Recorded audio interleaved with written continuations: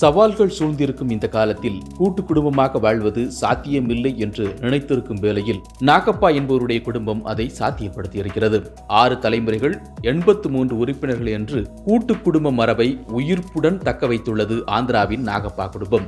ஆந்திர மாநிலம் அனந்தபூர் மாவட்டத்தில் உள்ள உருளப்பள்ளி கிராமத்தைச் சேர்ந்தவர் நாகப்பா. இவருடைய குடும்பம்தான் ஒற்றுமைக்கு எடுத்துக்காட்டாக விளங்கி வருகிறது. தலைமுறைகள் அடுத்தடுத்து வரும்போது உறுப்பினர்கள் எண்ணிக்கை அதிகரிப்பது இயல்பானது.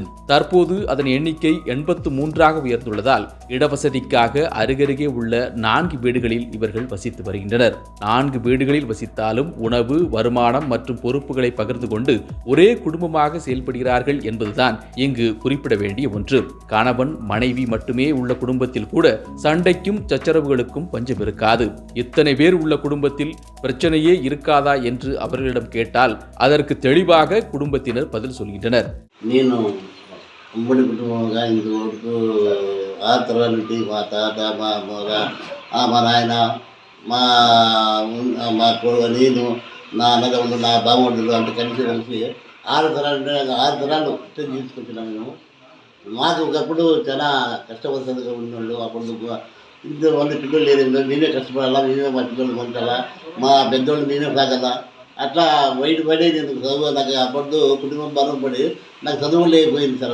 ఏదో 8 క్లాస్ 9 క్లాస్ చదివి ఇచ్చిపెట్టి మా కుటుంబ భారంలో పడిపోయాను నేను. பெரிய குடும்பத்தில் சவால்கள் இருக்கத்தான் செய்கின்றன. வெவ்வேறு கருத்துக்கள், கண்ணோட்டங்கள் போன்றவை வெளிப்படுவதை அவர்கள் ஏற்றுக்கொள்கிறார்கள். இருப்பினும் இக்குடும்பத்தின் மூத்த உறுப்பினர் ஒருவர் கூறுவது போல அனைத்து கருத்து வேறுபாடுகளும் அன்றைய நாளுக்குள்ளாகவே தீர்க்கப்பட்டு விடுகின்றன என்பதுதான் இங்கு முக்கியமான ஒன்று.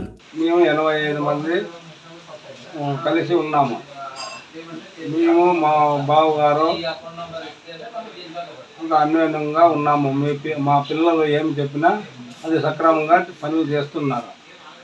మా ఆడవాళ్ళు కానీ పిల్లలు కానీ ఎలాంటి గొడవలు లేవు. ఒకవేళ చిన్న చిన్న గొడవలు వచ్చినా అవి సాయంత్రం తొలగించుకొని ఉంటారు. கூட்டு குடும்பங்கள் அரிதாகி வருவதற்கு முக்கிய காரணம் நகரங்களை நோக்கிய மக்களின் இடப்பெயர்வு. மாறாக ஒரே ஊரில் வாழ்வதற்கு வாய்ப்புள்ளவர்களால் கூட கூட்டு குடும்ப வாழ்வை சிந்திக்க முடியாத நிலையில் உள்ளனர். அத்தகைய சூழ்நிலையில் பரந்துபட்ட மனதுடன் கூட்டு குடும்பமாக வாழ்ந்து வரும் நாகப்பா குடும்பத்தினர் பாராட்டுக்குரியவர்கள்.